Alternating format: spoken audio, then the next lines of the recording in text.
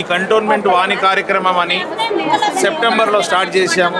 October November Jubilee Hills by election ఉన్నందుకు code ఉన్నందుకు 2 నెలలు చేయలేదు.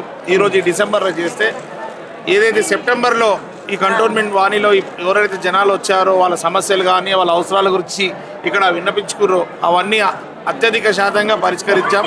ఈరోజు ఈ 2వ కంటోన్మెంట్ వాణి కార్యక్రమం ఇక్కడ ఏంటంటే వార్డు 2, వార్డు 3 వాళ్ళు ఎక్కువ మంది వచ్చారు. ఇక్కడ ఎక్కువ మటుకు ఇందాక చెప్పారు కదా, ఇక్కడ వచ్చిన ప్రజలు కూడా ఆఫీస్లో ఎక్కడ కలవాలి, ఎవరిని కలవాలి, ఎలా పరిష్కరించాలనేది అర్థం కాకుండా ఇప్పుడు జనరల్గా వస్తారని వాళ్ళు నోట్ చేసుకొని పెట్టుకుంటారు.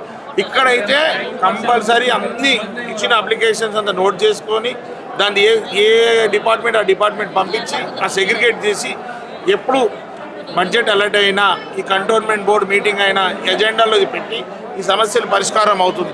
కావున ప్రజలకు నమ్మకం విశ్వాసం ఉంది. కంటోన్మెంట్ వాణిలో వచ్చి మేము కూడా చెప్పుకుంటే అవన్నీ పరిష్కారం అవుతాయి.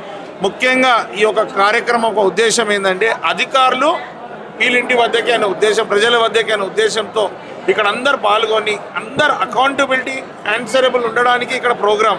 ఇప్పుడు మేమందరం కూర్చుంటున్నాం అంటే 3 గంటలు కూర్చున్నాం, అన్నీ విని అన్నీ పరిష్కరిస్తున్నాం. అంటే గతంలో ఉండేనా లేకుండా ఎవరెవరిది వర్కింగ్ స్టైల్ ఒక్కొక్కలాగా ఉంటుంది. వేరే దగ్గర ఉందా లేదా అంటే అది ఇక్కడ ఎమ్మెల్యే ఇక్కడ ఆఫీసర్ల మీద డిపెండ్ అయి ఉంటుంది. కాబట్టి కంటోన్మెంట్లో ప్రజలు నాకు అవకాశం ఇచ్చారు వారికి సేవ చేయడానికి. నేను ఇది ఒక సేవకునిగా ఒక చిన్న సేవ, ఇది ఒక సేవలో భాగంగానే ఇదో కార్యక్రమం.